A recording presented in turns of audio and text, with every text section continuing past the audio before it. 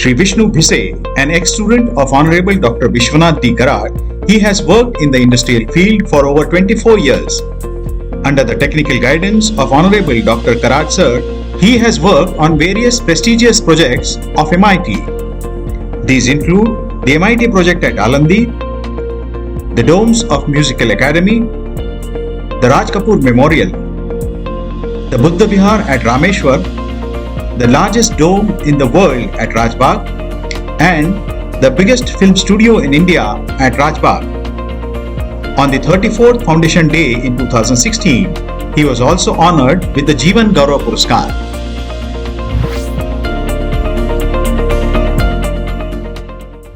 अर्जुनाने सांगितलं की योग बाबा योग म्हणजे काय तर चित्तवृत्ती निरोधा म्हणजे ते तर पहिलं झालं. पतंजलीने जे सांगितलं की तुम्ही तुमचं चित्त अगोदर हे करा, आत्म्याला कंट्रोल करा, इंद्रियावर ताबा ठेवा. पण अर्जुनाला जे काय गीतेत सांगितलं की सिद्धे सिद्धो समभूत्वा समत्वम योग उच्यते. समता हा सगळ्यात उच्च गुण आहे की तुम्हाला सिद्धी मिळो नाही तर न मिळो, परंतु त्याच्यात तुम्ही सम राहा, यालाच योग म्हणायचं. योग म्हणजे जोडणे आणि संन्यास म्हणजे तोडणे. पण काय जोडणे? आपल्या कार्यात आपली बुद्धी ईश्वराशी जोडणे म्हणजे योग. आणि संसारातील अहंता, ममत्व, आसक्ती तोडणे म्हणजे संन्यास असं सांगितलं.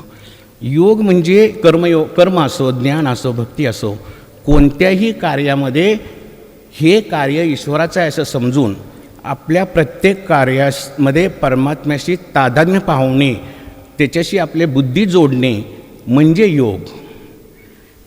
असं अनेक गोष्टी योगाबद्दल सांगितल्या.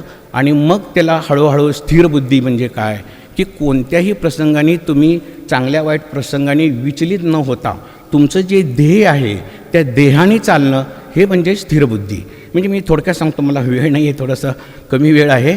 तर अशा अनेक गोष्टी सांगता सांगता मग त्याच्यात ती स्थितप्रज्ञेची लक्षणं हळूहळू यायला लागली. अनेक गोष्टी आहेत. मग त्याच्यात मनशांती हा स्थितप्रज्ञ माणसाचा पहिला गुण पाहिजे.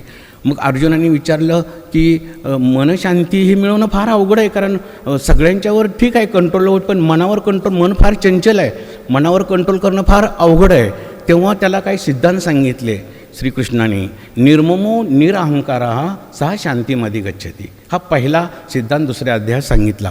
ममत्व, अहंता, माझेपण, मी हे सगळं तू सोडून दे, हे सगळं सोडून दे, आसक्ती सोडून दे. अहंकार म्हणजे खरं म्हणजे भगवद्गीतेत जो अहंकार शब्द वापरला आहे तो थोडासा सौम्य भाषेत आहे. म्हणजे आपल्या ह्याच्यामध्ये आपला शक्तीचा, संपत्तीचा, लक्ष्मीचा हे याच्यातून जो घमेंड निर्माण होते तो गर्व. आणि अहंकार हा थोडासा सूक्ष्म अहंकार या भाषेत वापरलेला आहे. म्हणजे आपल्या शरीराला आपण जे आहोत ते आत्मा आहोत, शरीर नाही आहे. पण आत्मेच्या ऐवजी आपण शरीर समजणं आणि भौतिक सृष्टीवर प्रभुत्व गाजवणं म्हणजे तो अहंकार असं सांगितलं. तर हे अहंकार म्हणजे असतोच. म्हणजे आता अहम ब्रह्मास्मी म्हणजे मी ब्रह्म आहे असं म्हणणं सुद्धा अहंकार आहे, परंतु ते सत्यत्वातला अहंकार आहे, तो पाहिजेच. आणि इतर जो अहंकार, आता अहंकारांच्या बाबतीत तर माऊलींनी म्हटलेलंच आहे की नवल अहंकाराची गोटी विशेषे न लगे अज्ञानापाठी, सज्ञानाच्या झोंबे कंठी नाना संकटी नाचवी. अहंकार हा सूक्ष्म असतो, परंतु तो त्या माणसाला घातक असतो.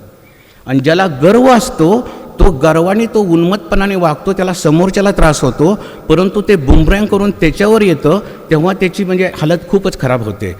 अहंकारामध्ये तसं नाही आहे. अहंकार हा तुम्हाला म्हणजे आता शुगर कसे काय ऑर्गन्सला मारत जाते, तसे अहंकार हा तुम्हालाच त्रास देतो. अहंकाराची गोटी विशेष न लगे अज्ञानापाठी सज्ञानाच्या झोंबे कंठी, आणि त्याला ती संकटात नाचवते असं माऊलींनी अहंकाराबद्दल सांगितलेलं आहे. भगवद्गीतेत सांगताना तर सांगितलेलं आहे की प्रकृती ही क्रियमानानी गुणे कर्माणी सर्वशः अहंकार विमूढात्मा कर्ताहमिती मन्यते. म्हणजे काय की ही जी कामे घडतात तो मनुष्य करत नाही आहे, ही प्रकृती करते. प्रकृती म्हणजे काय? पृथ्वी, आप, तेज, वायू, आकाश ही जी पंचतत्व आहेत आणि मन, बुद्धी, अहंकार ही जी 3 तत्व आहेत, हे 5 आणि 3 8 तत्वापासून ही प्रकृती बनते. आणि त्या प्रकृती रजगुण, तमगुण आणि सत्वगुणामध्ये स्थित होते आणि त्यांच्यामुळे ही सगळी कार्य घडतात. तुमच्या विचाराची आणि त्यांची जेव्हा गाठभेट होते तेव्हा ती कर्म घडत जातात. तुमचे विचार चांगले असले तर तुम्हाला सत्वगुणाचा संबंध येतो. तुमचे जर विचार चांगले नसतील तर रजगुण, तमगुणाशी संबंध येतो आणि ही अशी कर्म घडतात. तेव्हा तू कर्म करत नाही. तू आता सर नेहमी म्हणतात, बघा मी नाही केलं, हे कुणी केलं, काय कसं घडलं काय नाही. म्हणजे काय की ज्या व्यक्तीच्या तोंडातून असं शब्द येतात त्यांना ते सगळं ज्ञान झालेलं असतं.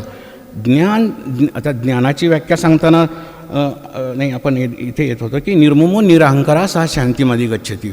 म्हणजे प्रत्येक ठिकाणी शांती शब्द जो आलेला आहे तो एकाच अध्यायात नाही आहे. म्हणजे शांती असा कोणता अध्याय नाही आहे, परंतु अनेक अध्यायात अर्जुनाच्या वेगवेगळ्या प्रश्नाला उत्तर देत असताना ते तसं त्यांनी सांगितलं की दुसरं सांगितलं शरणागती. तमेव शरणम गच्छ सर्व भावेन भारत तत्प्रसादात पराम शांती स्थानम प्राप्स्यसी शाश्वतम. म्हणजे काय तू म्हणजे तू त्याला शरण जा, ईश्वराला शरण जा. तू शरणागतीच म्हणजे भक्ती असं सांगितलं की तू त्याला शरण जा, त्याच्या कृपेने तुला सगळी शांती मिळेल. तर शरणागती जेव्हा तुम्ही तुमच्या मनामध्ये तुमच्या आचरणात आणता तेव्हा तुम्हाला पूर्ण ईश्वर प्राप्ती होते आणि तुमच्या मनाला शांती मिळते.